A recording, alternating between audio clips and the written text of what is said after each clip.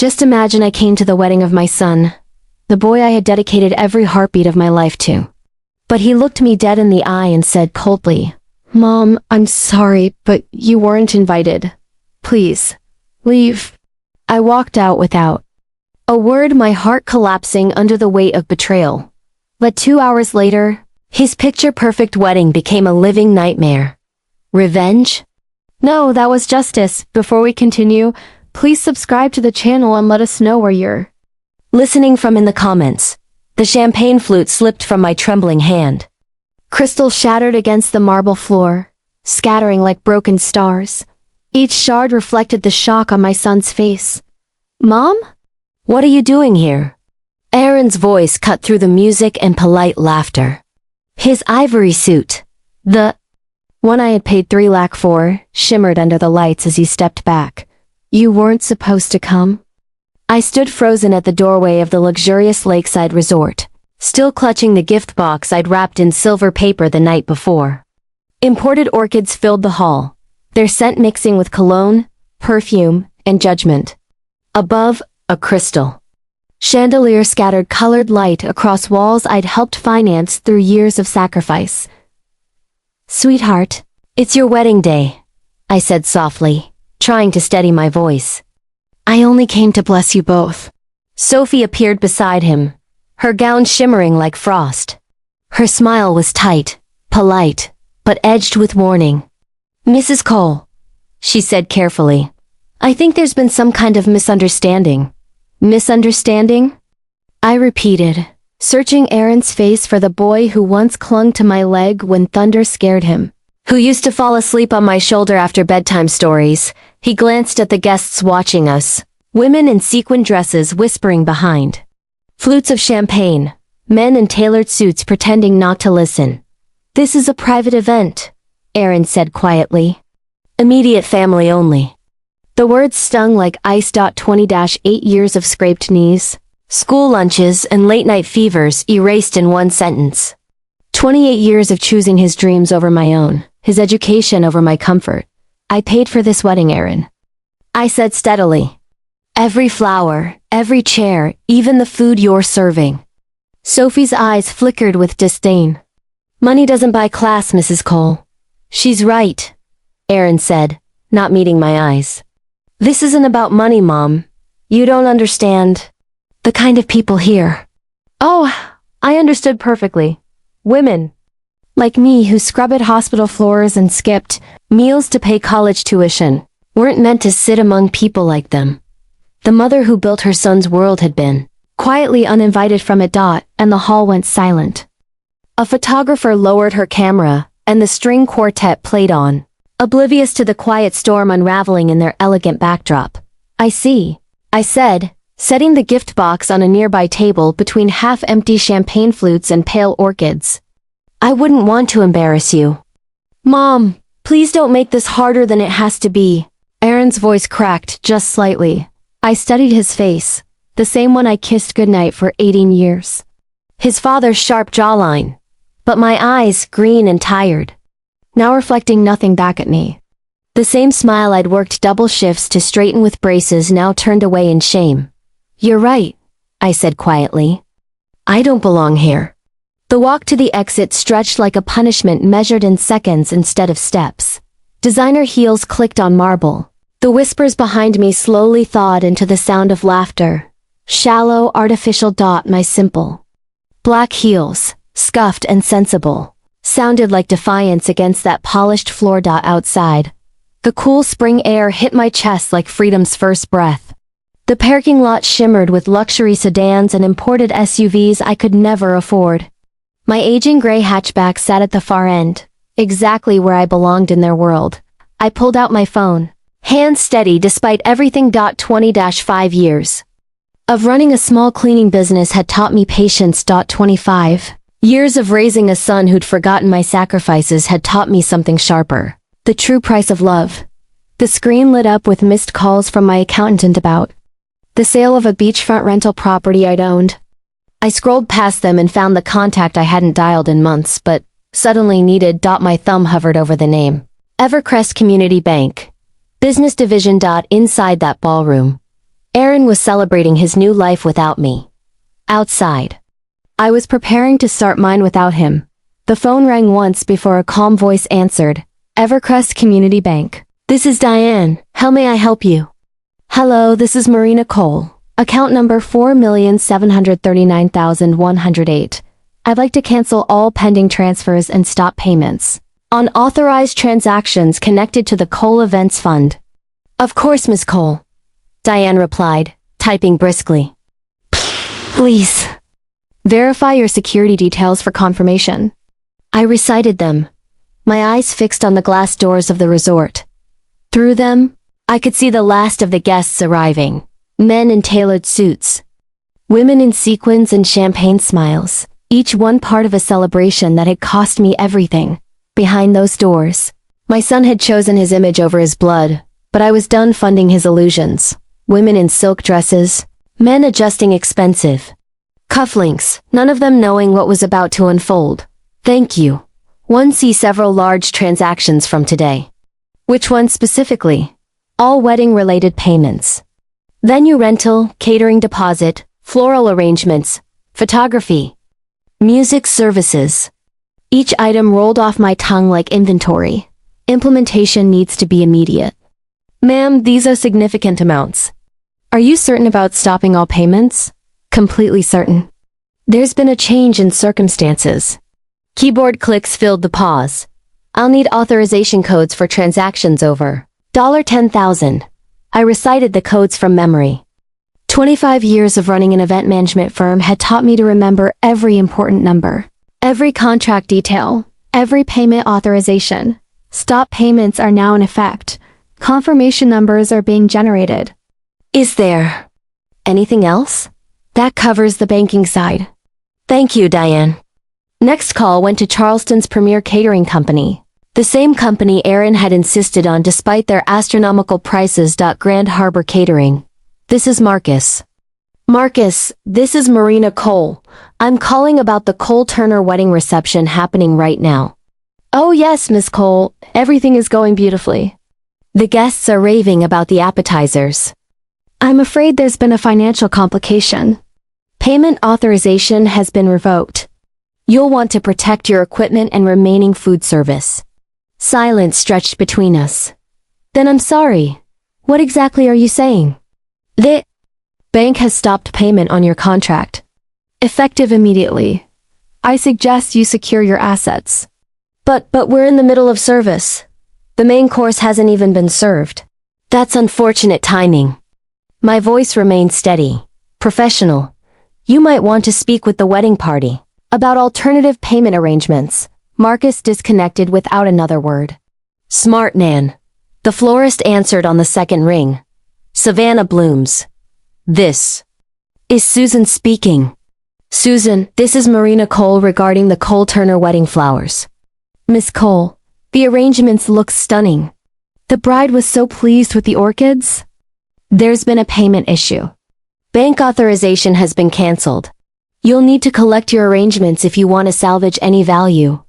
Collect them? But they're integrated into the entire venue design. Business is business, Susan. I suggest you move quickly. 3 more calls followed. Photography services, the string quartet, even the linen rental company. Each conversation followed the same pattern. Professional courtesy, then growing alarm, then rushed disconnections as vendors scrambled to protect themselves. My phone showed 4:15 p.m. when the last call ended. Through the windshield, I watched a white catering van pull up to the venue's service entrance. Marcus, most likely coming to salvage what he could. Inside that ballroom, Aaron was probably still greeting guests, blissfully unaware that his perfect wedding was about to become a very expensive lesson. Sophie was likely discussing business with her father's colleagues, confident in her superiority over a woman who once scrubbed hospital floors to feed her son. Neither of them understood what they'd truly cost themselves today. I started the engine and pulled out of the parking space, driving slowly past the Charleston Waterfront Pavilion's grand front entrance. Through tall windows, I caught glimpses of the reception in progress, crystal glasses raised in toasts, elegant figures gliding across marble floors. All of it was about to change. My phone buzzed with an incoming call. Aaron's name appeared on screen. I let it ring. The dashboard clock read 4:20 p.m. when the first truck arrived. Savannah. Bloom's was painted in elegant script across the white paneling. Susan sat behind the wheel, with two assistants riding shotgun. They parked neatly near the service entrance and began unloading empty floral crates with brisk efficiency. Through the venue's wide windows, I could see the cocktail reception in full swing. Crystal glasses sparkled beneath chandeliers as guests mingled among Aaron's imported orchids. Sophie gestured animatedly to a circle of women in pastel gowns, probably explaining her honeymoon plans. Neither bride nor groom noticed the florist team entering through the side corridor. Aaron stood near the main entrance, radiant in his ivory suit and silver cufflinks, shaking hands with a stream of relatives. His laugh carried across the ballroom, bright, confident, careless. The sound would change soon enough. Susan appeared in the ballroom doorway with two large plastic containers. She walked straight toward the main altar arrangement, her assistants flanking the smaller displays. Guests began to turn, confusion softening the edges of their polite smiles as the team started dismantling the centerpiece. "Excuse me." Sophie approached Susan with the practiced calm of someone used to instructing service staff. "We're in the middle of our reception. Whatever you need can wait until later." Susan straightened, holding a bundle of white orchids. "Ma'am? I'm Susan from Savannah Blooms. Payment authorization for these arrangements was canceled 40 minutes ago. I need to recover our property." Sophie's smile flickered but held. "That's impossible. Everything was paid for weeks ago. The account holder, Marina Cole, contacted us directly. All payments have been stopped." Susan continued removing flowers with professional detachment. "I have written authorization to collect our arrangements." Color drained from Sophie's face. Around them, guests had stopped talking entirely. Aaron crossed the room in quick strides, his expression shifting from confusion to anger. "What exactly is happening here?" His voice carried the authority of someone unaccustomed to being questioned. "Payment issue, sir. We're collecting unpaid merchandise." Susan's assistant began wrapping the altar arrangement in protective plastic. "This is completely unacceptable." Sophie's face flushed red. "Get your manager on the phone immediately." "I am the manager," Susan replied evenly. "And our contract clearly states that canceled payments void our service obligations." Susan nodded toward her assistants, who began collecting table centerpieces while guests watched in stunned silence. A Grand Harbor catering van pulled up outside as Susan's team continued their systematic removal. Marcus emerged with 3 staff members, their faces grim with purpose. They entered through the main doors this time, making no attempt at discretion. Aaron watched the orchids disappear into containers, his perfect composure cracking like fine china. "There has to be some mistake. My mother wouldn't, she couldn't. Ma'am, we need to cease food service immediately." Marcus approached with clipboard in hand. "Payment authorization was revoked at 4:15. We're contractually obligated to protect our equipment and remaining inventory."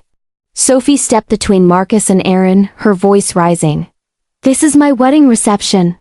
You can't just stop service in the middle of an event." "Sir, we can, and we must. When payment authorization gets canceled, standard procedure requires immediate asset protection." Marcus signaled his team, who began covering serving stations with white cloths. Guests shuffled nervously, champagne glasses untouched in their hands. Conversations dissolved into anxious whispers. Someone's phone rang, sharp and intrusive in the tense air. The string quartet stopped playing as their equipment coordinator entered, headset in place. Microphones went silent, speakers powered down. Even the ambient lighting dimmed as the sound technician disconnected his mixing board. Aaron stood frozen in the center of his collapsing reception, his white suit pristine amid the chaos of disappearing services. "This can't be happening. Not today. Not like this." "Aaron, what kind of arrangement did your family make?" Sophie's voice carried new suspicion, her anger now redirected from vendors toward her groom. "I don't know." Everything was supposed to be handled. His voice cracked with the first trace of panic. The venue coordinator appeared, phone pressed against her ear, speaking in rapid, urgent tones. She approached Aaron with visible hesitation. Mr. Cole, I've just spoken with our accounting department. All payments for today's event originated from a single account, belonging to Marina Cole. That account holder has revoked authorization for every transaction. Aaron's composure shattered completely. The son who had dismissed his mother from his own celebration was finally beginning to understand the depth of her generosity and the cost of his cruelty. He pulled out his phone with trembling fingers, scrolling to a familiar contact. Outside in the parking lot, my phone began to ring. The dashboard vibrated with the incoming call. Aaron's name lighting up the screen.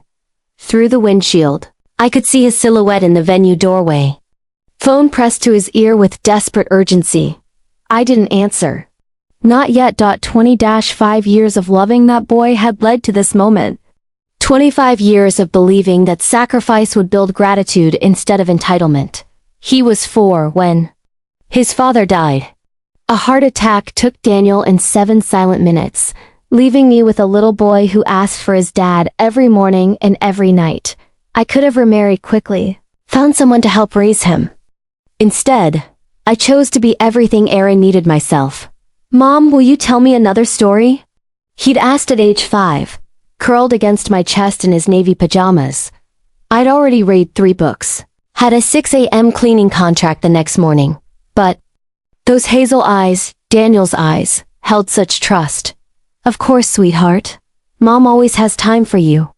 That became my motto. Marina Cole always had time for Aaron and money, and whatever he needed to be happy. Private school tuition consumed half my quarterly revenue when he turned 8. The best education money can buy. I told myself, writing checks that meant fewer staff hires, smaller personal comforts. Aaron hugged me when I told him about Redwood Academy. Thank you, Mom. I'll study really hard and make you proud. He did study hard. Straight A's through elementary school. School plays where I sat in the front row, my hands raw from cleaning solvents still clapping louder than anyone else's. Aaron would run to me afterward, glowing with pride. Did you see me remember all my lines, Mom? I was thinking about you the whole time. High school changed things. Redwood Academy meant wealthy, classmates with drivers at their disposal and families with second homes on the coast. Aaron started noticing the differences. His 17th birthday party cost more than some weddings. A convertible waiting in the driveway, gourmet catering, and custom decor. Everyone else got Otis, Mom. This Honda's kind of basic. That was 2016. The first time money became expected rather than appreciated. I should have recognized the warning sign. College nearly bankrupted me. Northbridge University. Aaron's dream school required sacrifices far beyond tuition. Fraternity. Fees. Spring breaks in Bali. Exchange programs in Spain. Each semester brought new financial demands. Mom, I need $3,000 for the business club trip. It's essential for networking. Phone calls became transaction requests. Visits home shrank to holiday weekends only. When he did call, our conversations lasted just long enough to explain why he needed money and how soon it had to be transferred. Graduate. School brought Sophie into his life. Old family wealth, private clubs, connections built generations deep. Everything I couldn't offer despite decades of work. Aaron began making little comments about my appearance at gatherings. Mom, could you maybe wear something a bit formal when you visit? Sophie's family will be there. The boy who once thanked me for bedtime stories was now embarrassed by the woman who'd given him everything he ever wanted. Success in facilities. Management meant nothing to his new social circle. Building the company that funded his lifestyle made me unsuitable for his lifestyle. Last Christmas, he'd introduced me to Sophie's parents as, "This is my mother, Marina. She runs a small business." Small business. 20-5 years of building coal facility solutions from nothing, employing over 60 people, supporting his privileged world, reduced to small business. Mom, we need to talk about wedding funding. Sophie's family has certain expectations for the ceremony. Not thank you for offering to help. Not we'd be so grateful for your support. Just expectations. As if my life's work existed solely to finance his social climbing. The wedding planning sessions. Felt like corporate board meetings. Aaron brought spreadsheets. Sophie talked about cost efficiency. Neither acknowledged that every line item represented months of my labor. Flowers imported from Morocco. Champagne costing more per bottle than my crew earned in a day. A designer suit worth more than most families' monthly rent. This isn't about money, Mom. It's about quality. Sophie's family knows quality. Quality that my money bought. But my presence diminished. The very success that enabled their dream wedding made me too ordinary to attend it. My phone buzzed again. Aaron's third attempt in 5 minutes. Through the venue windows I could see him pacing. Ivory suit trailing like a flag of surrender. 25 years of sacrifice had created this moment. Not a grateful son celebrating his mother's generosity, but a desperate man finally realizing what he'd lost. The irony was exquisite. The love that had spoiled him would now teach him its worth. I reached for the phone. Time to answer. The engine hummed softly as I pulled out of the Charleston Pavilion parking lot. Aaron's frantic silhouette shrank in my rearview mirror. His phone glowing like a lighthouse in the growing dusk. It rang again and again. 7 times in 10 minutes. Each ring deliberate, controlled. My timing. Not his. The drive home took 20 minutes, through Charleston Saturday evening. Traffic. 20 minutes of watching my phone light up with Aaron's name, each call more desperate than the last. By the time I reached my driveway, he'd left 4 voicemails. I listened to them sitting in my garage, engine off, door closing behind me like a curtain falling on the day's first act. Voicemail 1. Mom, something's wrong with the payments. There's been a mistake. Call me back immediately. Voicemail 2. This isn't funny anymore. The vendors are taking everything. People are staring. Just call me back. Voicemail 3. Please, Mom. I don't understand what's happening. Sophie's family is asking questions I can't answer. Voicemail 4, his voice cracking. I need you. Please pick up. Please. The phone rang again as I finished. The 4th message. Aaron's name appeared on the screen, accompanied by a photo from his college graduation. The last time he'd hugged me without needing something first. I answered on the 5th ring. Hello, Aaron. Mom, finally, what have you done? How could you destroy my wedding? His voice carried pure panic now. None of the controlled dismissal from this afternoon. Good. Panic meant awareness. Awareness was the first step toward understanding. I didn't destroy anything, I said, keeping my tone steady. I simply stopped paying for things. You can't just stop. This is my wedding day. There are 60 people here asking why the flowers are gone and why dinner service stopped. Where are you calling from? The hotel. We had to. The venue coordinator said we needed to settle the bills before we could stay, so we've been asked to leave. That explained the echo in his voice, the absence of wedding music in the background. Aaron, I need you to listen carefully. When was the last time you thanked me for anything? What? Mom, this isn't the time for lectures. I need you to call these vendors and fix this mess. Answer the question. When was the last time you expressed genuine gratitude for my financial support? Silence stretched between us. In the background, I could hear Sophie's voice, sharp with frustration. I don't remember specific instances, but I've always been grateful. You know that. Actually, I don't know that. What I know is that 3 hours ago, you told me I didn't belong at your wedding, a wedding I paid for entirely. I didn't mean it like that. I was stressed. Wedding day nerves. Tone shifted. That familiar, soft pleading voice he used in college when asking for money for spring break trips. Mom, please, I'll make this up to you. We can talk about everything later, but right now, I need you to authorize the payments so we can save what's left of the reception.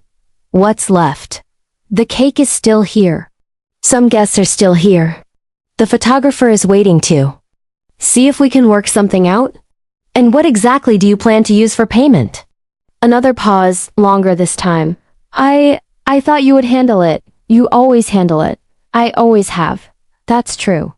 Do you know how much I've spent on you over the past 25 years? Mom, please don't make me guess. Numbers right now. I'm in crisis mode. Take a guess. Rough estimate. I don't know, maybe 50,000? I almost laughed. 50,000 wouldn't have covered your sophomore year at Northbridge. Aaron, I've spent over $300,000 on your education, housing, transportation, and lifestyle since your father died. That doesn't include what I spent today. The line went quiet except for the sound of his breathing. 300? That can't be right. It's conservative. I have documentation for every expense. Why are you telling me this now? Because you've never asked. In 25 years, you've never once inquired about the cost of your lifestyle, or the burden it placed on me. Burden! I'm your son. Yes, you are. And I loved you enough to sacrifice everything for your happiness. The question is, what have you sacrificed for mine? Sophie's voice grew louder in the background.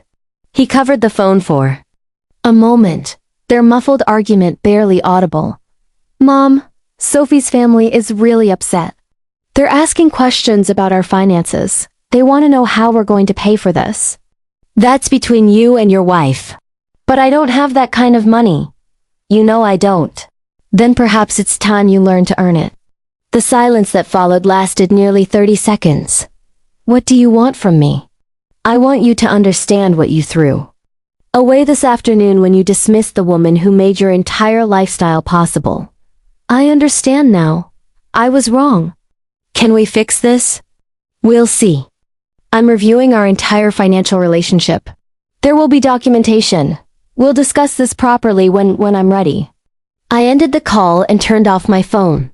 Through my kitchen window, I could see the lights of Charleston beginning to twinkle in the distance. Aaron was somewhere out there, facing his first night of financial independence. The education was just beginning. Warm light from my desk lamp cast familiar shadows across 25 years of meticulous record-keeping. Filing cabinets lined one wall of my home office like sentinels, guarding secrets Aaron had never cared to ask about. Tonight, those secrets would finally serve their purpose. Coffee steamed beside my computer as I opened the first drawer, labeled Aaron's Education 2020. Behind me, the house settled into evening quiet, but my mind buzzed with the systematic energy that had built Cole Facility. Solutions from nothing into a 60-employee operation. This wasn't revenge. This was an audit. First folder, Redwood Academy. 12 years of private school tuition. Each payment carefully documented with bank transfers and report cards. $8,000 per year. In 2008, climbing to $12,000 by graduation. The math was sobering. $126,000 for elementary and high school education. Alone. I created a new spreadsheet, fingers moving automatically across the keyboard. Column headers, date, description, amount, category. Running total. 20-5 years of motherhood reduced to data points and formulas. Next came the Northbridge University folder, thicker than the rest, bulging with dorm contracts, meal plan agreements, study abroad fees. Tuition alone, $52,000 per year for 4 years. Room and board, another $15,000 annually. Spring break in Bali. Junior year, $3,500. Summer program in Spain during his international business phase. $8,200. It's essential for my education, Mom. This is how people in my program network. Page by page, receipt by receipt, the numbers climb. Northbridge total. $284,000. 4 years of college, more than most people. Earned in 5 years of full-time work. The transportation folder revealed its own story. First car at 16. Reliable Toyota Corolla. $18,000. Everyone else drives Audis, Mom. He'd complained within 6 months. Second car at 19, Audi A4. $28,000. Third car at 25, Tesla Model Y. Because Sophie's friends all drove electric luxury vehicles. Each car came with insurance, maintenance and registration fees that Aaron never saw. Hidden costs good mothers absorbed without complaint. My phone buzzed. Aaron's name appeared on the screen again. I let it ring, adding another entry to my spreadsheet. Phone. iPhone 14 Pro Max. $1,209. The technology and living expenses folder contained the darkest surprises. Post-graduation. Apartment in Charleston's River District. $2,800 monthly rent for 3 years.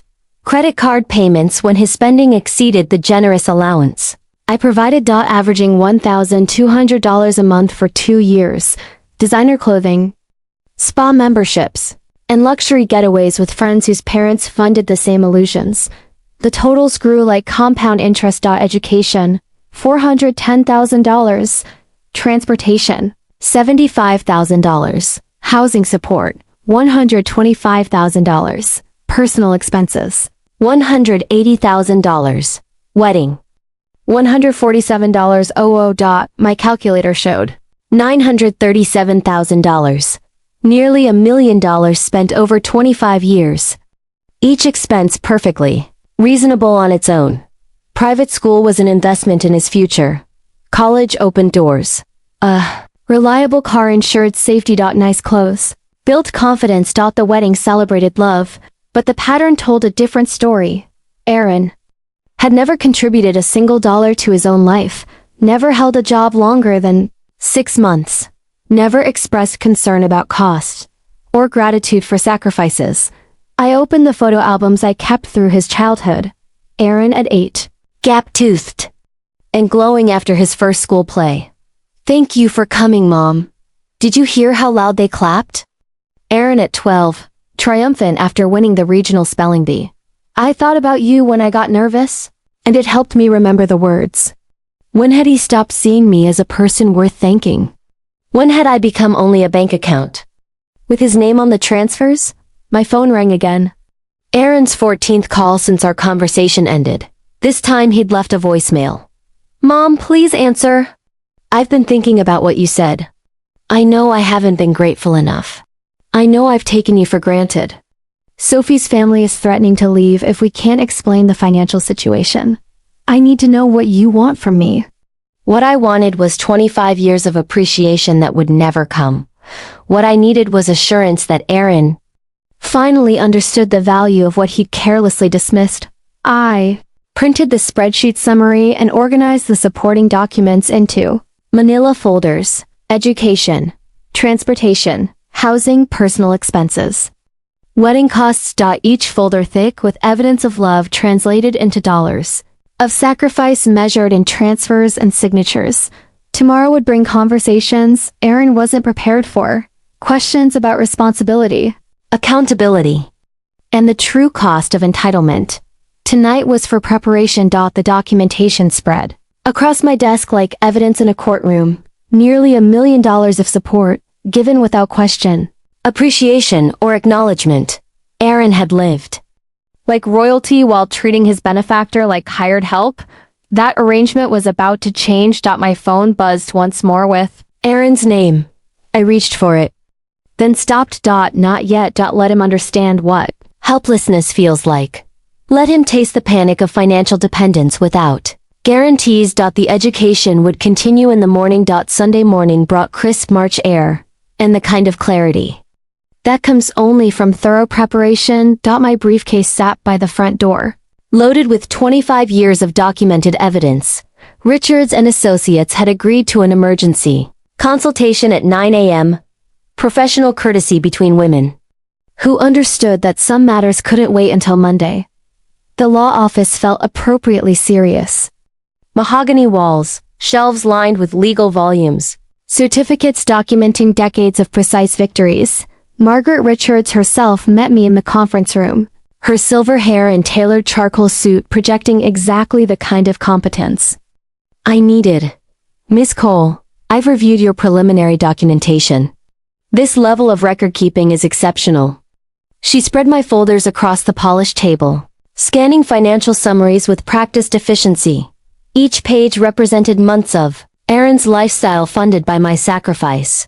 The total amount involved, nearly $1 million over 25 years. That's substantial, even by our standards. I want this handled professionally, I said, settling into the leather chair across from her. No emotion. Just business. Aaron needs to understand the financial reality of what he's taken for granted. Margaret nodded, making neat notes on a yellow legal pad. The documentation supports either gift reclassification or promissory note establishment. Given the pattern of escalating demands without reciprocal responsibility, we have multiple recovery options. She outlined the strategy with surgical precision. Formal demand letter requesting full repayment within 30 days, detailed accounting of all expenditures, with supporting evidence, clear timeline for response and negotiation, professional consequences. For non-compliance, this approach transforms a family dispute into a business transaction, Margaret concluded. Much cleaner for everyone involved. By 11 a.m., the documents were prepared. Official letterhead, formal language, serious implications. The demand was simple. $937,000 repayment within 30 days or legal proceedings would commence. Will arrange courier delivery this afternoon. Signature required, creating an official record of receipt. I drove home with copies of everything. Satisfaction mingling with sadness at the necessity of such measures. Aaron had created this situation through years of entitlement. I was simply providing the consequences he'd never faced. At exactly 2:15 p.m. My phone rang. The courier service confirming delivery to the Charleston Grand Hotel. Room 1427. Signed receipt. Aaron D. Cole. The formal process had begun. I imagined Aaron's confusion when the hotel desk called about a legal delivery. His assumption that it was vendor paperwork. He would soon discover otherwise. Sophie taking charge as the responsible spouse, breaking the official seal with practiced confidence. Then reading, comprehension dawning slowly. The phone started ringing at 2:47 p.m. Aaron's name, flashing repeatedly on my screen. I let each call go to voicemail. Each message more desperate than the last. Message 1. Mom, what is this? Legal document, this can't be serious. Message 2. 900,000? That's impossible. You never said these were loans. Message 3. Please call back. Sophie's family. They're asking questions I can't answer. Message 4. His voice breaking. I don't understand how everything went so wrong so fast. At the Charleston Grand Hotel, Aaron and Sophie were discovering what accountability looked like when backed by legal authority. 25 years of gifts had been reclassified as recoverable debt. Their financial dependency was now documented. Quantify. And subject to collection. The wedding disaster had been the opening act. This was the main performance. Margaret had explained the process clearly. Civil debt recovery follows standard procedures. They'd need legal representation to respond properly, and that costs money they didn't have. For a debt they couldn't pay, Aaron's frantic calls continued through the afternoon. 15 missed calls, 8 voicemails, each one revealing deeper understanding of his helplessness. The boy who had dismissed me from his wedding was beginning to comprehend what he'd actually dismissed. The irony was perfect.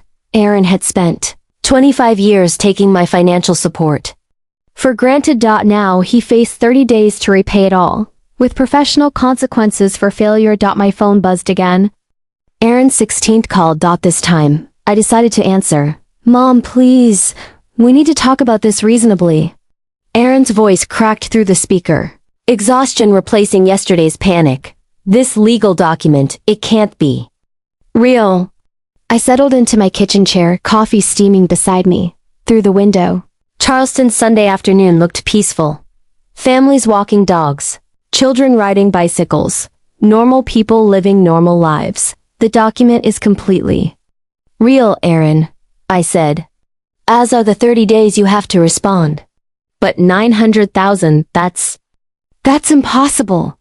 You never said any of it was a loan. I never said it was a gift either. You simply assumed. In the background, I could hear Sophie's voice, sharp with frustration, paper rustling, footsteps pacing.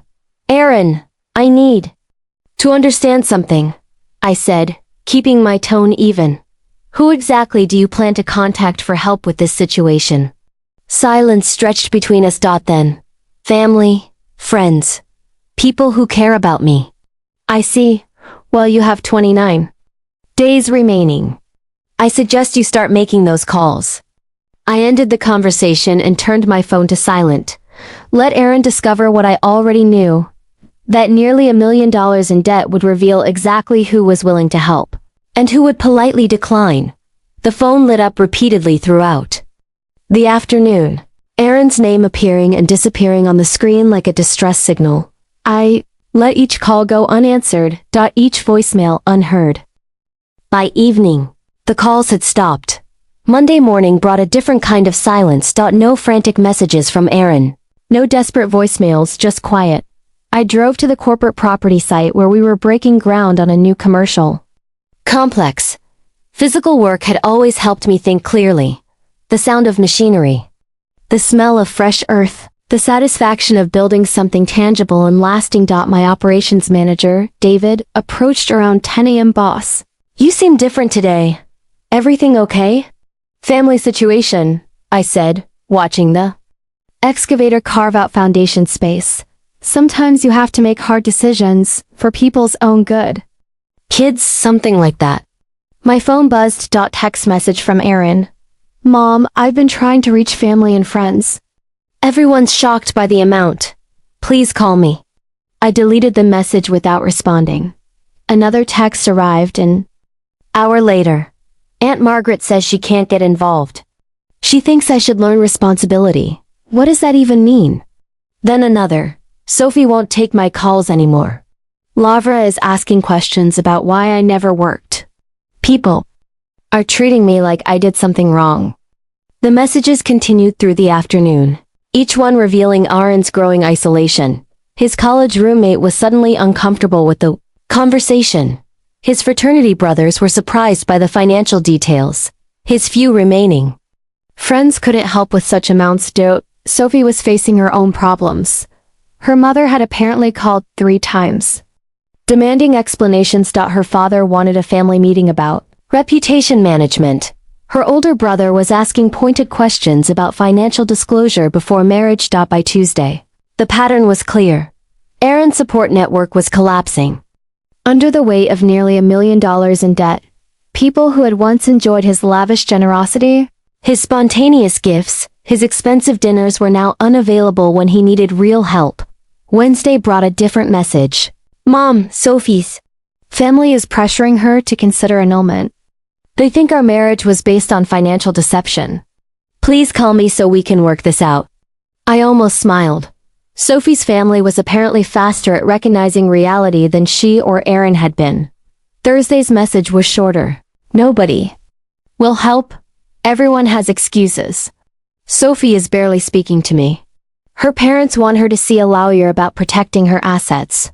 I don't understand how everything changed so fast. 25 days remaining. Aaron was finally learning what financial independence truly meant, especially when you'd never developed the skills to earn it. The education was proceeding exactly as planned. Friday. Morning silence felt different. No text messages from Aaron. No voicemails. Just an unusual stillness that made me check my phone twice to ensure it was working. Then the attack began. Monday. My assistant, Rachel, knocked on my office door around 9 a.m. holding a printed email. Concern etched across her face. Miss Cole, I received this inquiry from the Charleston Business Journal. They're asking about family troubles affecting your company's operations. I read the email twice. Professional language disguising pointed questions about my stability and my treatment of family members. Someone had been making calls. Any idea how they heard about this? There's also this. Rachel handed me her tablet, showing a Facebook post with over 200 shares. Aaron's wedding photo. Flawless. Smiling. Arm around Sophie. Followed by a dramatic caption describing a heartless mother who had destroyed her son's special day and was now demanding impossible financial payments as punishment. The post painted me as an unstable woman taking revenge on her son for perceived slights. Hundreds of comments expressed shock and sympathy. Several tagged local business owners I'd worked with for decades. My phone rang. Robert Martinez from Atlantic Concrete, a 20-year business partner. Marina, I'm seeing some concerning things online. People are saying you're having issues with your son's wedding expenses. Bob, there's documentation that Tells a very different story. I hope so, because some folks are asking questions about your contracts with the city. You know how politics work around here. 3 more calls followed within an hour. All expressing concern, all asking cautious questions about my mental state and business decisions. Aaron and Sophie Had been busy. I found Sophie's strategy easily enough. Her family name opened doors in Charleston's elite social circles, charity boards, real estate associations, and business clubs where image was currency. They were using those connections to spread Aaron's narrative of victimhood. The local Facebook groups buzzed with second-hand versions of the story. Facility company owner demands $450,000 from son after ruining his wedding. Charleston businesswoman sues her own child for wedding expenses. Each retelling grew more dramatic, more damaging. By noon, I'd received 7 business-related calls, all polite but probing. The Charleston Rotary president wondered about my state of mind regarding upcoming community contracts. 3 separate vendors hinted that they'd heard things that might affect future work. Aaron and Sophie had chosen their battlefield carefully. In a city like Charleston, reputation was currency. Destroy someone's credibility, and you destroyed their livelihood. But they'd miscalculated one crucial factor.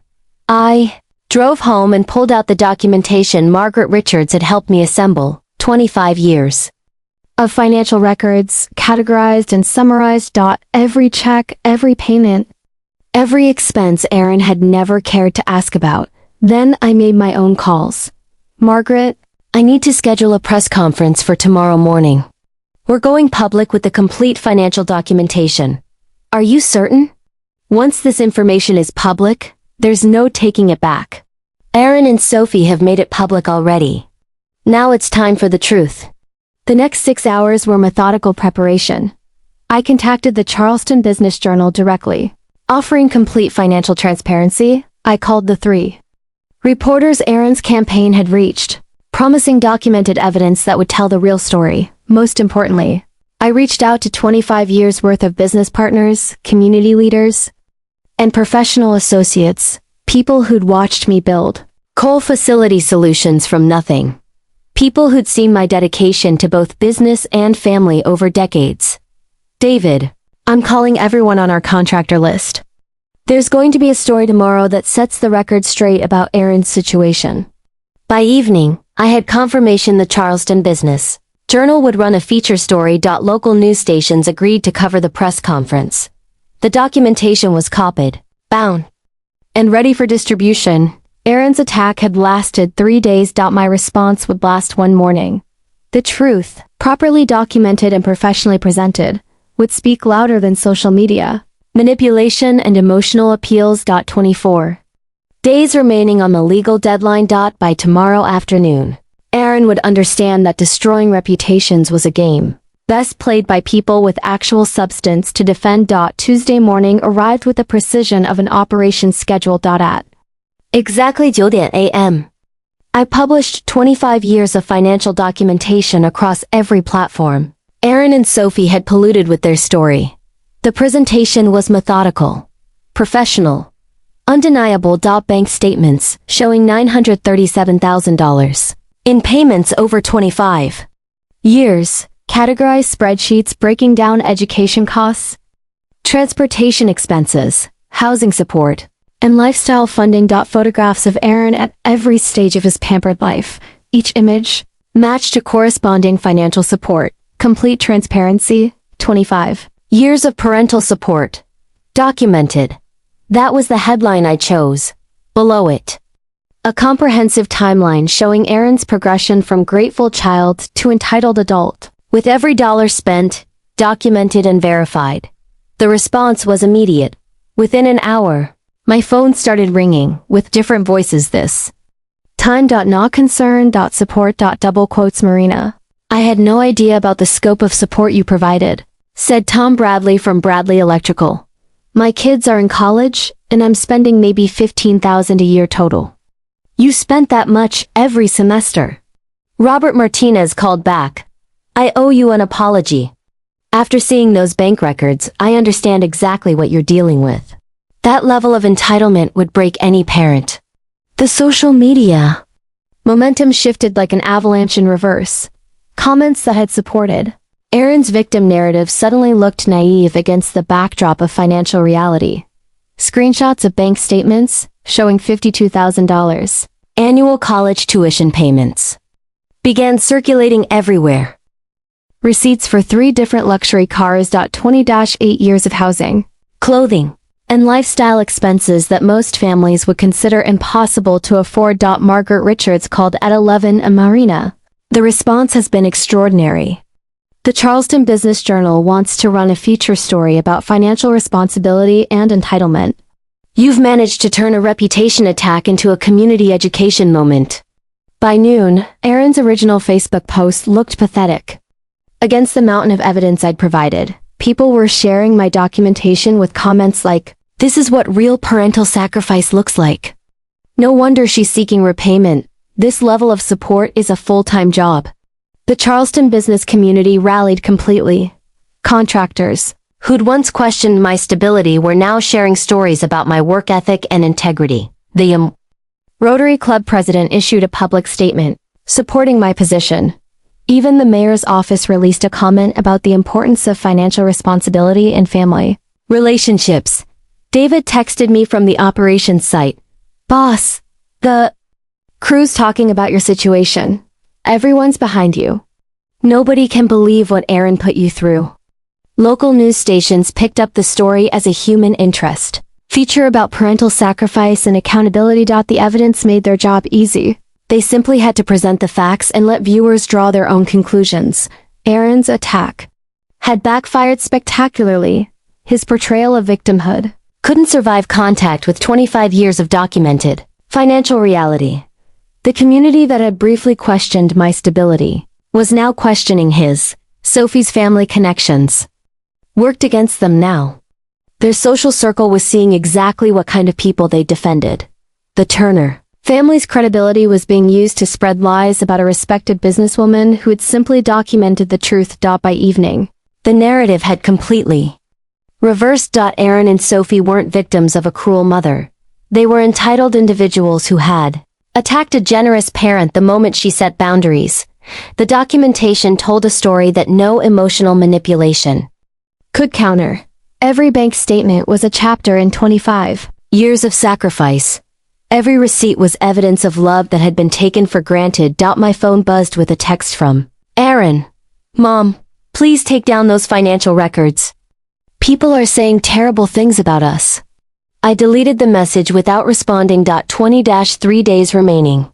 The education was nearly complete. Sophie's phone rang. At 6:47 a.m. Wednesday morning, jolting both of them from uneasy sleep. The hotel suite felt smaller with each passing hour, heavy with social media fallout, financial chaos, and public embarrassment. "Sophie, this is your father." The voice carried through the phone speaker with unmistakable authority. "We need to talk. Immediately." Aaron watched Sophie's face drain of color as she listened to demands he couldn't quite hear. Her responses were clipped. Defensive. "Yes. I understand the implications." "No, I didn't know about the extent of documentation." "The situation is more complicated than we anticipated." The conversation lasted 12 minutes. When Sophie hung up, she stared at the phone for a long moment. Before speaking, "My family wants me home today." "Home? Sophie, this is temporary. My mother will calm down once." Aaron, stop." Her voice carried a finality he'd never heard before. "My father received calls yesterday from 3 different business partners asking about our family troubles. The country club is buzzing with gossip about the Turner Families Association. With financial fraud." "Financial fraud? That's ridiculous. This is a family dispute that got out of hand." Sophie began pulling clothes from drawers, shoving them into her suitcase with sharp, angry movements. "Your mother published bank records showing nearly $1 million in support you never acknowledged. To my family's social circle, that looks like deception at best, manipulation at worst." Aaron felt panic rising in his chest like ice water. You're leaving? We just got married 6 days ago. 6 days that have destroyed my professional reputation and my family's standing in the community. Sophie's packing grew more aggressive. I have a trust fund, Aaron. Business prospects. A future that depends on maintaining certain relationships. What about our relationship? What about our marriage vows? Sophie stopped packing and looked at him directly for the first time since the phone call. What marriage? You brought me into a financial disaster without warning. Your mother is demanding almost $1 million in repayment, and you have no way to pay it. My family lawyer says I need to protect myself from potential liability. Liability? I'm your husband. You're a financial burden with no assets and massive debt. The words hit Aaron like physical blows. My family cannot afford to be associated with this level of scandal. Aaron's phone, silent for days, suddenly buzzed with a text from Sophie's mother. Aaron, dear Sophie needs to come home. Family obligations, you understand. The politeness made it worse somehow. Even Sophie's mother, who had praised Aaron's composure and ambition at the wedding, was cutting ties with surgical precision. Sophie, please. We can work through this together. My mother is angry, but she loves me. This will blow over. Aaron, look around. Sophie gestured at the laptop, still open to a flood of devastating social media comments. This isn't blowing over. Your mother published financial records going back 25 years. People are calling you a trust fund baby who never worked a day in your life. They're right. The accusation stung because it was accurate. Aaron had never held a job longer than 6 months, had never contributed financially to his own support. Had never questioned where his comfortable lifestyle originated. I was being a son. Sons are supposed to be supported by their mothers. Not to the tune of nearly $1 million over 25 years without any gratitude or reciprocation. Sophie zipped her suitcase closed. My family runs in circles where people contribute to society. They build businesses, support charities, create value. What have you ever created besides expenses? Aaron felt something breaking inside his chest. Not just his marriage, but his understanding of himself and his place in the world. Where will I go? I don't have money for the hotel. My credit cards are maxed. Everyone has stopped talking to me. Sophie paused at the door, her hand on the handle. Call your mother. Apologize. Accept responsibility. Maybe she'll help you figure out how to become an actual adult. Sophie, please don't leave me alone. Aaron, I've been alone in this marriage since it started. You never contributed anything except expectations and expenses. Her voice softened slightly. Maybe losing everything will teach you something. Your mother's money never could. The door closed behind her with devastating finality. Aaron stared at the hotel room that suddenly felt vast and empty. His wedding suit still hung in the closet, a reminder of 6 days that had destroyed his entire life. No spouse. No family. Support. No friends. No money. For the first time in 28 years. Aaron D. Cowell was completely alone. He picked up his phone and scrolled to a number he hadn't called since that first desperate Saturday. His mother's contact information appeared on the screen like a lifeline he wasn't sure he deserved to grasp. 22 days remaining to find almost $1 million he didn't have, to rebuild relationships he'd destroyed, to become someone he'd never been before. The phone rang once before a familiar voice answered. Hello, Aaron? Her voice carried none of the warmth he'd grown up with, but no cruelty either. Just calm acknowledgement that her son was finally calling, after losing everything. Mom? The word came out broken, barely above a whisper. I don't know where to start. Start with the truth. Do you understand what happened this week? He stared at the hotel room around him, at Sophie's absence, at his laptop screen still showing hundreds of comments condemning his behavior. The weight of 28 years of thoughtless entitlement crashed down like a collapsed building. I lost everything. My wife left me this morning. Her family cut me off completely. I don't have money for tonight's hotel bill. His voice cracked. Everyone hates me. Do you understand why? The question hung in the air like a challenge. For 28 years, Aaron had blamed others for his problems, made excuses. found someone else responsible for every consequence. Not this time. Because I treated you like a bank account instead of a person. Because I never appreciated what you sacrificed for me. Because I was selfish and entitled and cruel. Silence stretched between us. I could hear him breathing, considering my words. Go on. I saw the financial records you published.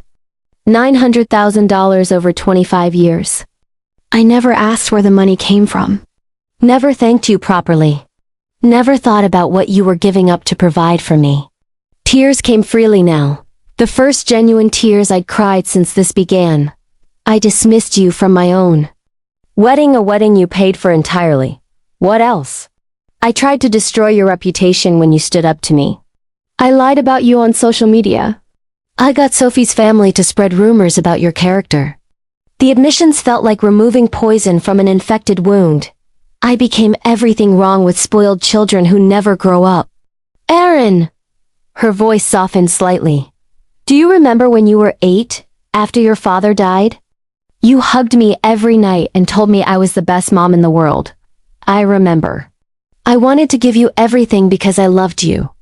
But somewhere along the way, giving you everything became the reason you stopped loving me back. I never stopped loving you, Mom. I stopped showing it. I stopped being grateful. I stopped being a son and became a consumer. What do you want from me now? The question terrified me because I understood it wasn't just about immediate help. It was about what kind of relationship we could have going forward. I want to earn your respect. I want to become the son you deserve to have.